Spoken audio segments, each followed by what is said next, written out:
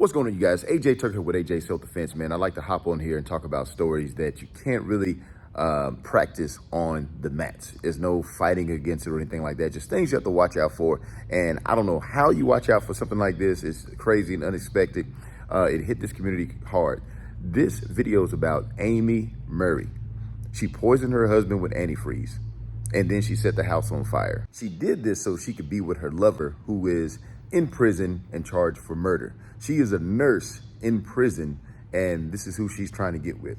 She was even offering this man legal help. She was trying to help him legally so she can get out, so she could marry him. They found hundreds of calls and texts and all that stuff. But the thing is, whenever you're talking to people, there's not like somebody just sitting there just listening to all the calls, especially if it's a nurse talking to the prisoner. Now, the crazy part is she was able to take a plea deal. She poisoned her husband. She burned the house down, and she was able to take a plea deal for 12 years. So she's going to serve 12 years, and then she'll be out. She'll still be pretty young. Hell, she might get out the same time as old dude get out, So it's like, man, but how do you defend yourself against this? I don't know. It doesn't matter how strong you are or what your size is. You can be taken out.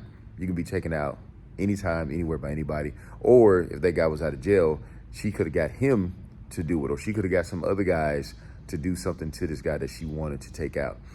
Antifreeze poisoning, man. That's crazy. So, she poisoned him with antifreeze, and then she took her kids and the dog to McDonald's. And then when she got back, she tried to tell authorities that the house set on fire. So she's going down for murder, for arson, for all that stuff. But I'm confused on how she's just getting 12 years. There's a lot of these cases where these people are killing their spouses, or they're just killing someone outright. Everybody knows that they did it, but they're able to get off easy. And it's like, man, what kind of incentive do we have not to do things like this? And honestly, like, get on here to give self-defense tips. I don't know how you avoid being poisoned. I don't know what it was like behind closed doors. I don't know if they were arguing a lot back and forth, or maybe she was just playing the good wife. Maybe she was playing the good wife and everything was cool, or he thought everything was cool. He was well loved in the community. He probably had no way of knowing and no way of avoiding this stuff.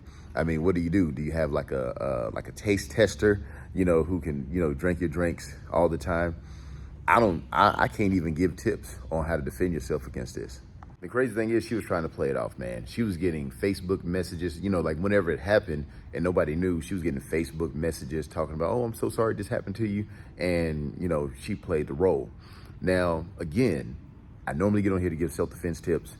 I don't have any self-defense tips on how he could have got out of it. Like, maybe he could have saw something. Maybe he could have figured out the, what was going on. But if he wasn't like checking her phone, if he was, just a laid back guy, just living his life, there's no way of finding out.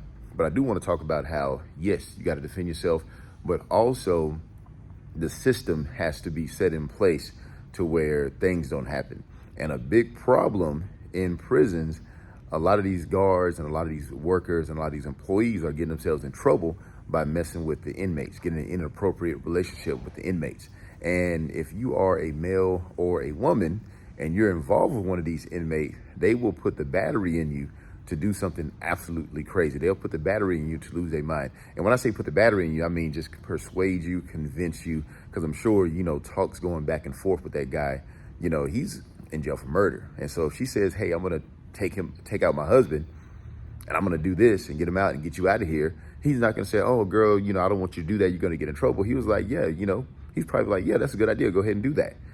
So it's like, okay, what kind of change can they have in these prisons to keep people from getting in trouble with the inmates? What kind of incentives could they put in place, or consequences can they put in place for people not to get involved with these inmates? Like, how can you get them not to break the rules? That's one. A lot of things will happen outside of the prison. Like, people are dying. He got poisoned. He got poisoned because she was in this relationship. She believes she can have a relationship with this inmate who's in jail. She's going to try to get him out of jail, getting him legal help and all sorts of crazy stuff. And so just a crazy story, man, that I wanted to highlight. Like I said, I don't have any tips for this one. I just want to highlight this just so you can think about it. Just so you can have it on your mind. It's like, I don't want you looking at your spouse now thinking that you're going to get poisoned, but, This is a crazy one right here, man. I don't even know what to think. And for her to do it for someone that she was a nurse for is like, it's just wild. Why don't you just leave? Why don't you just leave the relationship? Why don't you just tell them like, hey man, I gotta leave and I'm gonna leave for somebody else? Why do you have to try to kill somebody? But also, why is she only getting 12 years? Because she did it and she burned the house down.